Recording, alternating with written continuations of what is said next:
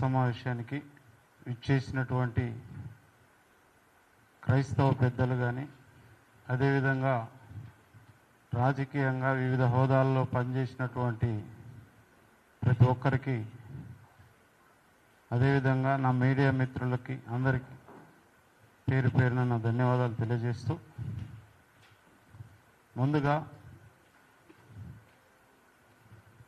ప్రవీణ్ పగడాల గారి కుటుంబానికి మాదిగ సంఘాల మహాకూటమి పక్షాన మా ప్రగాఢ సానుభూతి తెలియజేస్తూ, వారి ఆత్మకు శాంతి చేకూరాలని ఆ భగవంతుని ప్రార్థిస్తూ,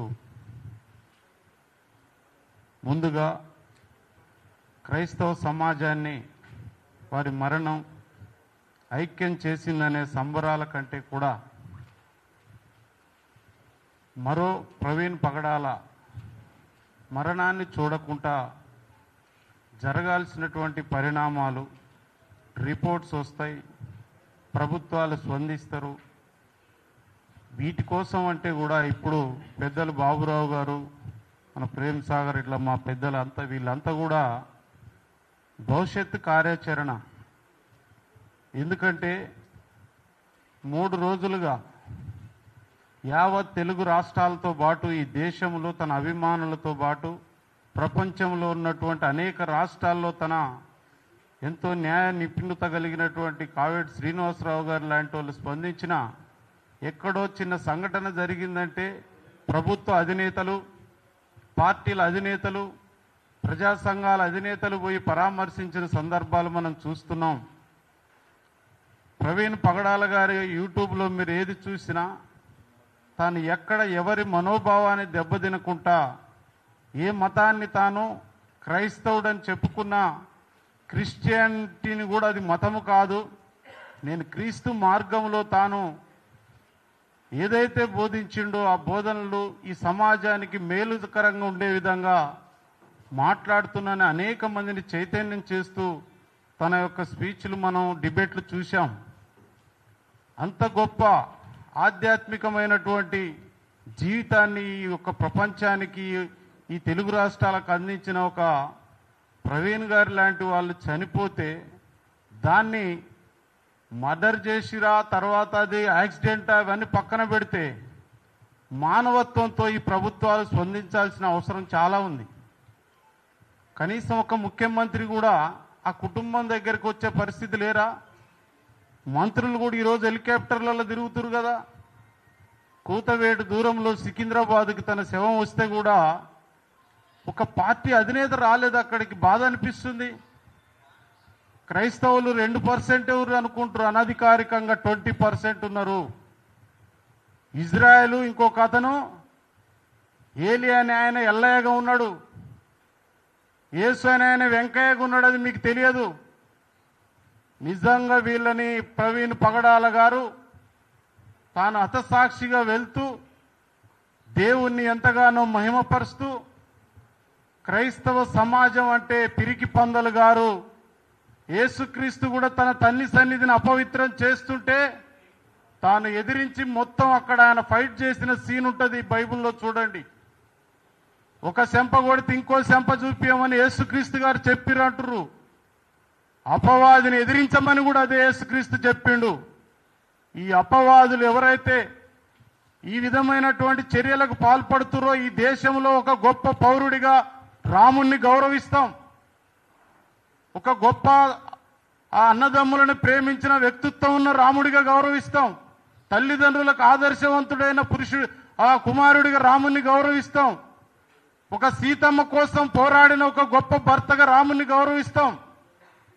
కానీ జై శ్రీరామ్ అంటూ ఆయన విలువలు, రాముడికున్న విలువలను పక్కన పెట్టి ఉన్మాదులుగా తయారు కావడాన్ని వ్యతిరేకిస్తాం మేము. ఇక్కడ మతం కాదు, ఈ దేశంలో ఉన్న ఎక్కడో అమెరికాలో ఉన్న వాళ్ళని మా భారత పౌరురాలని చెప్పేసి సునీత విలియమ్స్ గురించి చెప్తున్నాం. ఈ దేశంలో పుట్టిన పౌరులని గౌరవించలేని ఏ సాంప్రదాయాలని ప్రజల మీద రుద్దుతా ఉన్నారు. దళిత ముసుగులో ఏం చేయలేమని మతం ముసుగులో దళితుల్ని చంపేయడమా మీరు నేర్చుకున్న ధర్మం మేము అడుగుతా ఉన్నాం. ఇప్పటి వరకు చనిపోయిన పాస్టర్లంతా ఎవరు దళితులు గారా? ఈ పాస్టర్లు దళితులు పాస్టర్లకు ఎందుకు మారిర్రు? మమ్మల్ని గుళ్ళోకి రానిచ్చిరా? మమ్మల్ని బళ్ళలోకి రానిచ్చిరా? మీ బజార్లో నడవనిచ్చిరా? పశువుల కట్టే అత్యంత హీనంగా చూస్తే కదా. ఆత్మగౌరవం కోసం మీరు మనుషులే, మీకు జ్ఞానం ఉన్నది, మీకు చదువు ఉందని, భాష తెలియని విదేశాల నుంచి ఇక్కడికి వచ్చి మా భాష తెలియకపోయినా మా భాష నేర్చుకొని మమ్మల్ని మనుషుల కంటే హీనంగా చూస్తుంటే హక్కున చేర్చుకొని మాకు జ్ఞానాన్ని ఇచ్చి చదువులిచ్చి ఈ సమాజంలో మనుషులుగా మమ్మల్ని చూయించిన ఆ మార్గాన్ని ఎంచుకుంటే అది కూడా మీరు జీర్ణించుకోలేకపోతే మీరు మీ గుళ్ళోకి రానియరు, మీ బళ్ళలోకి రానియరు, మీ పక్కన కూర్చొనియరు, అంటరాని జాతులకు మమ్మల్ని హీనంగా చూస్తే ఒక ఆత్మగౌరవం కోసం మేము నిజమైన మనిషిని మనిషిగా చూసే మార్గాన్ని ఎంచుకుంటే మమ్మల్ని చంపేటటువంటి రైట్స్ మీకు ఎవడిచ్చాడు? మా సహనానికి మీరు అనుకుంటారు క్రైస్తవుల పేరుతో చంపేస్తే దళితులు స్పందించరని. క్రైస్తవులు దళితులు ఇద్దరు ఒకటే. ఇక్కడ చెప్తా ఉన్నాం, ఏ పాస్టర్ ఇంకొకసారి ఇలాంటిది జరిగినా దళితులు తిరగబడితే పోరాటాలలో ఉన్నది చరిత్ర మొత్తం దళితులే ఉన్నారు. కానీ యేసుక్రీస్తు ఏం చెప్పిన ఆ మహాతల్లి నిన్న తన భర్త కోసం మాట్లాడుతూ మా ప్రవీణ ఆశయం క్షమించటమే, అది యేసుక్రీస్తు ఆశయం. ఎవరైతే నా భర్తను చంపిర్రో వాళ్ళని అందరినీ క్షమించండి, వారి కోసం ప్రార్థన చేయండి అని చెప్పింది. తిరిగి చంపేద్దామన్నదా? ఇంత గొప్ప విలువలు కలిగినటువంటి దేవుని మార్గాన్ని ఎంచుకున్న వ్యక్తుల్ని చంపితే క్షమించేది లేదు. దయచేసి ప్రభుత్వాలు స్పందించాలి. తక్షణమే ప్రవీణ్ గారి కుటుంబాన్ని సందర్శించాలి. వారికి 2 బిడ్డలు కాదు, 14 మంది బిడ్డలు ఉన్నారు. వారిని పోషించాల్సినటువంటి బాధ్యత ఎవరికి ఉన్నది? ఈ ప్రభుత్వాలు 2 తక్షణమే ఆంధ్రప్రదేశ్ ముఖ్యమంత్రి, తెలంగాణ ముఖ్యమంత్రి ఆ కుటుంబానికి చెరి 10 కోట్ల రూపాయలు ఎక్స్గ్రేసియా కూడా ఇవ్వాల్సిందిగా మేము ఈ సందర్భంగా డిమాండ్ చేస్తూ, ఈ అవకాశం ఇచ్చిన పెద్దలందరికీ భవిష్యత్తులో మీరు ఏ కార్యాచరణ తీసుకున్నా ఖచ్చితంగా మాదిగ సంఘాల మహాకూటమి 2 రాష్ట్రాలు, దక్షిణాది రాష్ట్రాల ప్రతినిధులు కూడా మీకు అండగా ఉంటారు. మేము అందులో భాగస్వాములుగా ఉంటామని తెలియజేస్తూ సెలవు తీసుకుంటాం. జై భీమ్, జై తెలంగాణ.